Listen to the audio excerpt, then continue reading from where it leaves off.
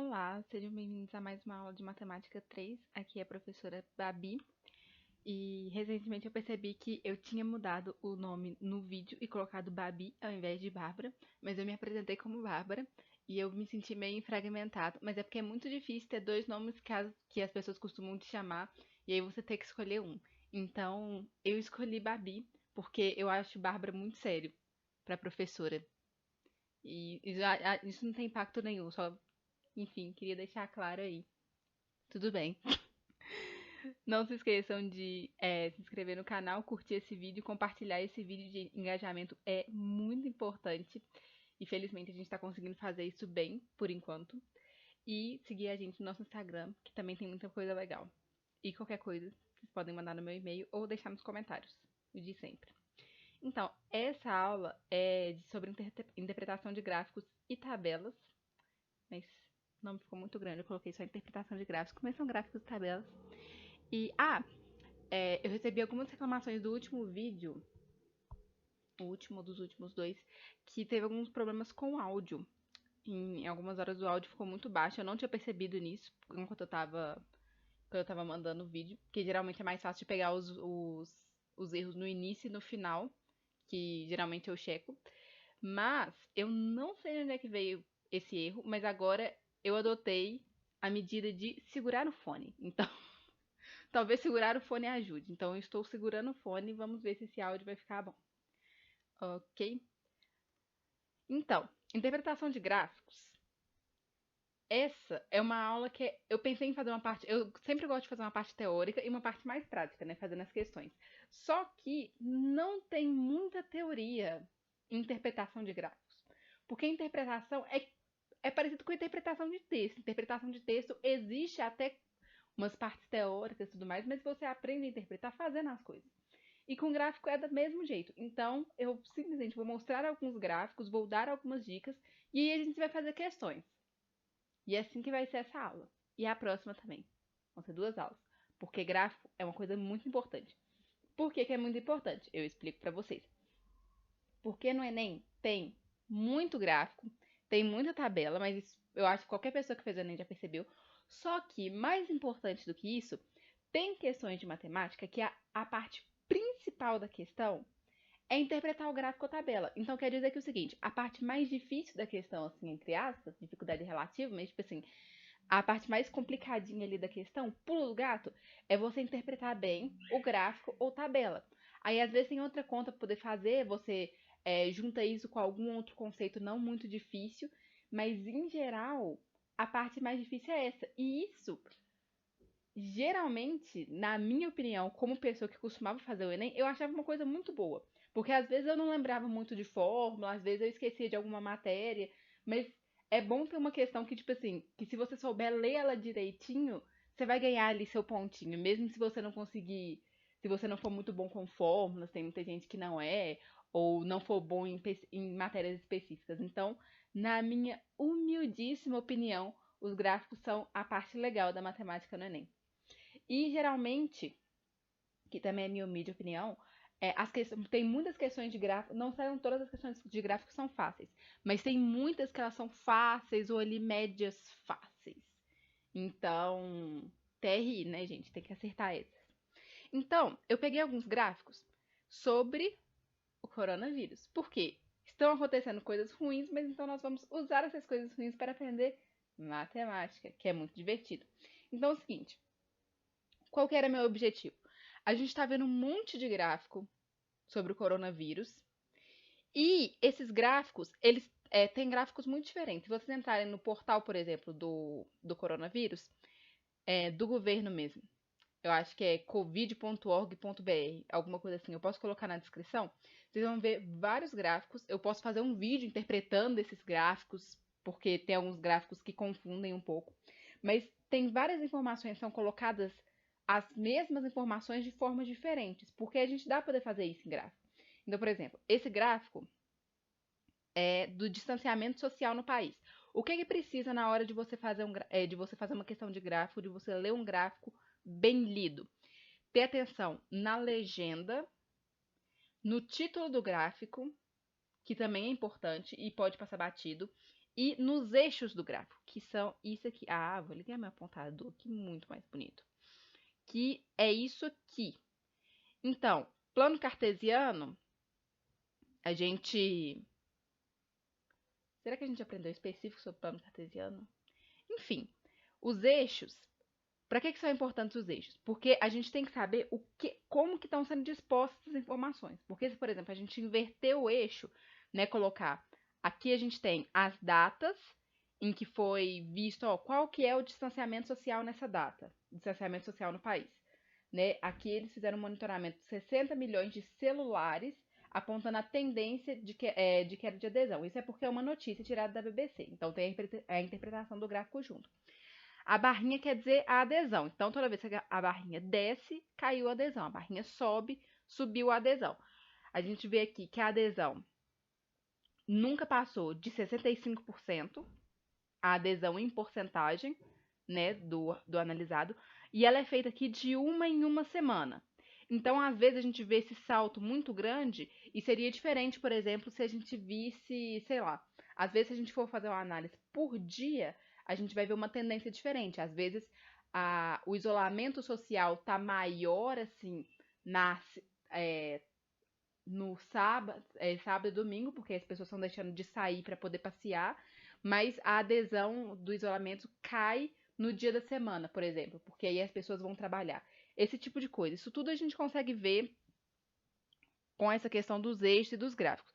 Então a gente vê um pico ali, cai o pico e cai. Geralmente, o Enem não vai trabalhar muito com por que isso acontece. Né? Quando a gente vê gráficos, especialmente gráficos desse caso, de pandemia, assim, eles têm várias interpretações. Por que tem pico? Por que cai? Quando cai? Né? Por que cai? O que aconteceu nesse período? É uma coisa, tipo assim, não é puramente matemática. Mas como isso não cai, não é nem o que a gente está, essa interpretação a fundo, né, sociológica praticamente, o que a gente está mais interessado é nos números e como que a gente faz para poder ler. Então, basicamente, você tem uma data aqui, aí olha só, o gráfico aqui, né, a parte azul, que é a adesão, ela tá aqui, que é 50%. Gráfico de função normal, ok? Aqui a gente tem outro gráfico, também dessa mesma notícia da BBC. Ah, essa notícia da BBC, eu acho que ela foi postada perto dessa data aqui, de 3/5. Então, os dados não estão tão atualizados assim. Aqui era hospitalização a cada gráfico por síndrome respiratória aguda grave. Eu gostei desse gráfico por quê? Assim, não gostei da informação do gráfico, óbvio. Mas existem muitos gráficos que eles são comparativos. Então, por exemplo, nesse gráfico aqui, poderia ter a adesão, né, do distanciamento social, ele poderia ser comparado, por exemplo, com, imagina, monitorar agora, né, como que as pessoas estão saindo de casa, se elas estão saindo de casa mais, se elas estão saindo de casa menos, e comparar, por exemplo, com o mesmo período do ano passado, né, se as pessoas estavam saindo de casa. Aí a gente consegue ver mais do que se as pessoas estão em casa ou não. A gente consegue ver se as pessoas que não estavam em casa no ano passado passaram a ficar em casa agora, né? Passaram a se isolar socialmente por causa do coronavírus. Então, esse gráfico é um gráfico que aparece muito, não exatamente esse, mas com essas informações. Por quê? Uma das coisas que foi criticado em questão do coronavírus no Brasil é porque a gente está tendo um problema de subnotificação, né? Então, muitas vezes, a gente tem dados de notificação tem tantas pessoas infectadas por coronavírus, mas pode ter muito mais pessoas que foram contaminadas e não foram testadas. E é por isso que eles colocam esse tipo de gráfico, da síndrome respiratória aguda grave, que é uma síndrome que tem sintomas muito parecidos com o do coronavírus.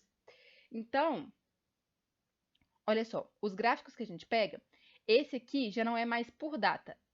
Eles estão usando eles são por semana. Isso também acontece muito. O gráfico eles falam que é semana epidemiológica. Então é para cada semana a partir do momento que foi falado, ó, agora estamos numa epidemia. Isso que é semana epidemiológica. Então, olha só, a gente tem aqui escuro eram as pessoas que sofriam dessa síndrome respiratória aguda grave no ano passado. E aí a barrinha mais clara são as pessoas que sofriam disso esse ano. Então, olha só, na primeira semana estava mais ou menos parecido. segunda, mais ou menos parecida. Tava maior, mas assim, a gente tá vendo que ainda tá parecido, né? Cresceu pouco, aqui na terceira cresceu pouco, cresceu mais um pouquinho, cresceu mais um pouquinho, aqui já cresceu mais, aqui já cresceu mais, cresceu um monte. Aí a gente olha nesses pontos aqui e tem muito mais, mas muito mais. Olha só, era pra gente estar aqui na semana 12, por exemplo, que fica mais fácil de ver. No ano passado foram 1.000 hospitalizações por isso. E na semana, né, desse ano, foram mais de 10.000. É assim que a gente vê que tem uma coisa de errada. A gente compara com os 2 anos. O que que teria, se tivesse acontecido alguma coisa no ambiente, diminuído muito a qualidade. Eu não sei exatamente o que que causa, né, síndrome respiratória aguda grave.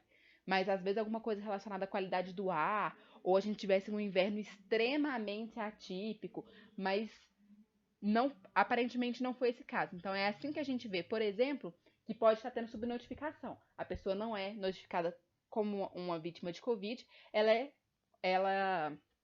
é notificada como uma vítima da síndrome respiratória aguda grave. Então, é vendo essas diferenças que a gente pode ver, por exemplo, né, nesse caso, subnotificação, ou várias outras coisas, né? A gente comparando duas coisas, esses gráficos comparam duas coisas, a gente consegue ver mudanças boas, mudanças ruins. A gente pode ver, por exemplo, desmatamento em certo período do ano.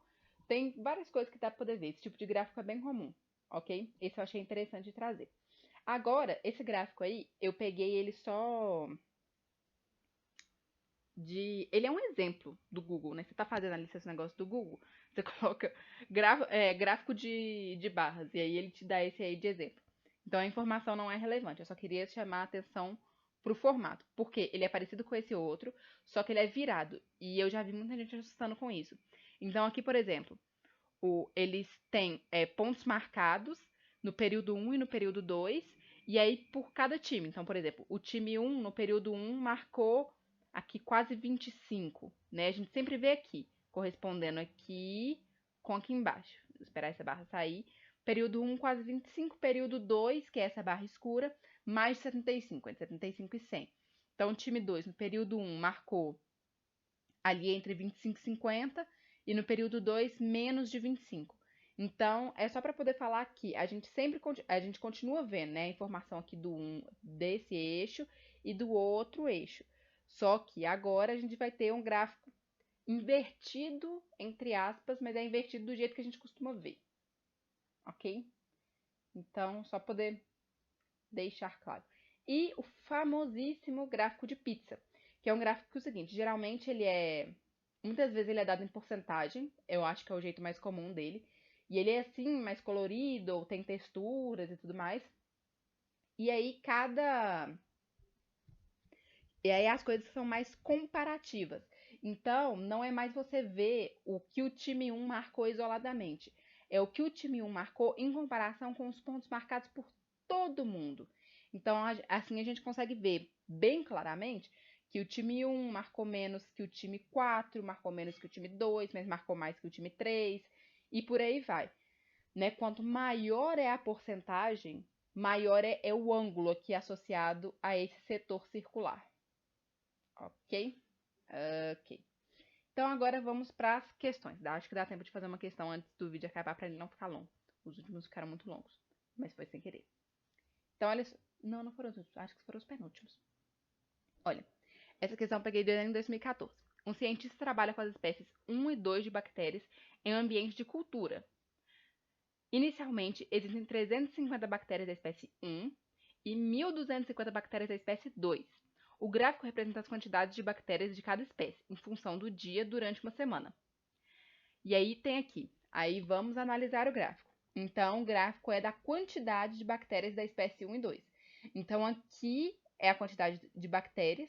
Então, quanto mais alto ele está aqui, maior a quantidade. E aqui embaixo, nossa, eu apontei com o meu dedo. Vocês não estão vendo eu apontando com o meu dedo. São os dias da semana. Segunda, terça, quarta, quinta, sexta, sábado, domingo. Aí, o que acontece? A gente tem que prestar atenção aqui, ó. Por que eu falo da legenda? Porque esses pontinhos aqui brancos são as informações das bactérias, da bactéria 1, as bactérias 1, e do preto das bactérias 2.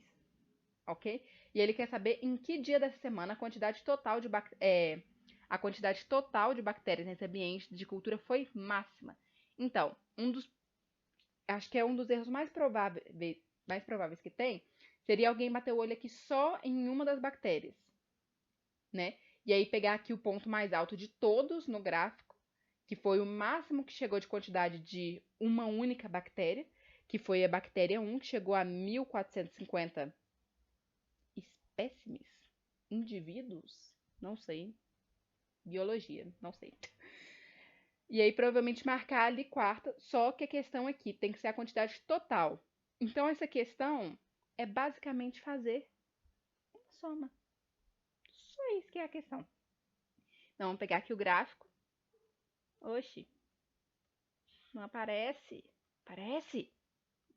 Apareceu tudo de uma vez. Era poder aparecer um de cada vez. Não tem problema.